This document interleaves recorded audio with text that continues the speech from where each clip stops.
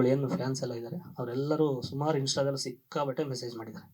Sir ನಮ್ಮ ಒಳ್ಳೊಳ್ಳೆ message ಮಾಡಿದ್ದಾರೆ, ಬೈದು ಇದ್ದಾರೆ. ಬೈದು ಅಂದರೆ ಕೆಟ್ಟದಾಗಿ ಏನು ಬೈದಿಲ್ಲ. ಅಪ್ಪ ತಲೆನೇ ಕೆಡ್ಸ್ಕೊಬೇಡ, ನಮ್ಮ ಬಾಸ್ ಬಿದ್ದಿದೆಯಾ ಗೊತ್ತು, ನಮ್ಗೆ ಹೇಳ್ಕೊಟ್ರದು ಒಂದೇ, ಕೈ ಹಿಡ್ದು ಎತ್ತು ಅಂತಾನೆ ಹೇಳ್ಕೊಟ್ರದು, ಯಾರು ನಿಮ್ಗೆ ಆಳಿ ಒಂದು ಕಲ್ಲಾಕು ಅಂತ ಹೇಳಿಲ್ಲ.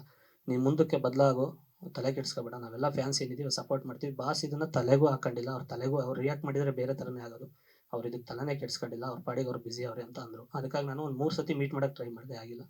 ಇನ್ನು ಧ್ರುವಣ್ಣ ಅವರಿಗೆ ಒಂದೇ ಒಂದು ಮೆಸೇಜ್ ಆಗ್ತೆ, ಅಲ್ಲಿಂದಲೇ ನನಗೆ ಒಂದು ಪಾಸಿಟಿವ್ ವೈಪ್ ಇಲ್ಲ, ನಾನು ಬೆಂಗಳೂರು ಬಿಟ್ಟು ಹೋಗ್ಬೇಡ ಊರಿಗೆ ಅಂತಲೇ ಅನ್ಕೊಂಡಿದ್ದೆ.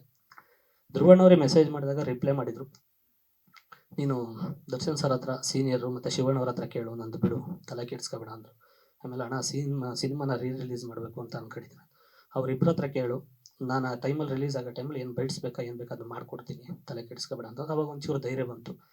ಈಗ ಎಲ್ಲರೂ ಸಪೋರ್ಟ್ ಮಾಡಿದ್ದಾರೆ ನನಗೆ, ಇವರು ಫ್ಯಾನ್ಸ್ ಅಲ್ಲ, ಈ ಸಿನಿಮಾಕ್ಕೆ ಶಿವಣ್ಣ ಅವ್ರ ಫ್ಯಾನ್ಸು ಸಪೋರ್ಟ್ ಮಾಡಿದ್ದಾರೆ.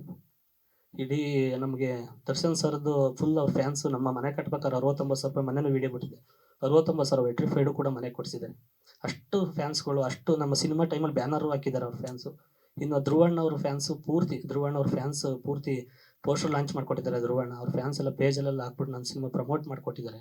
ಇನ್ನು ಅದನ್ನು ಆ ಋಣ ನಮ್ಮ ಮೇಲೆ ಐತಿ ಜಾಸ್ತಿ, ಯಾಕಂದ್ರೆ ಅವ್ರ ಮನೆಗೆ ಹೋದಾಗ ನೀರು ಕುಡಿದು ಕೂರಿಸಿ ಅಷ್ಟೆಲ್ಲ ಮಾತಾಡಿದ್ದಾರೆ. ಅವ್ರು 3 ಜನನ ಯಾರನ್ನು ಗೌರವಿಸ್ತಾ ಇದ್ದೀನೋ ಅವರಿಗೆ ಒಂಥರ ನಾನು ಉಲ್ಟಾಗಿ ಮಾತಾಡಿರೋ ಥರ ಆಗಿದೆ ಈಗ. ಬಟ್ ಆಗಿದೆ, ಅದು ಆಗಬಾರ್ದಿತ್ತು. ದಯಮಾಡಿ ಇಲ್ಲಿಂದಲೇ ಅವ್ರ ಪಾದಾರವಿಂದಕ್ಕೆ ಕ್ಷಮೆ ಕೇಳ್ತೀನಿ, ದಯಮಾಡಿ ಕ್ಷಮಿಸಿ. ಯಾಕೆಂದರೆ ಇವರಿಬ್ಬರಿಗೆ ಏನು ಅಂದಿದ್ದೀನಿ ಅದು ನನಗೆ ಬೇಜಾರಾಗ್ತಿದೆ. ಶಿವಣ್ಣ ಅವ್ರಿಗೆ ಅಂದಿರೋದು ತುಂಬ ಹರ್ಟ್ ಆಗ್ತದೆ ನನಗೆ. ವಾಯ್ಸ್ ಕೇಳಿದರೆ ಏನಪ್ಪ ಇಷ್ಟೆಲ್ಲ ಹಿಂಗೆಲ್ಲ ಮಾತಾಡಿದ್ದೀನಲ್ಲ ಅಂತ ಅನಿಸ್ತಿದೆ.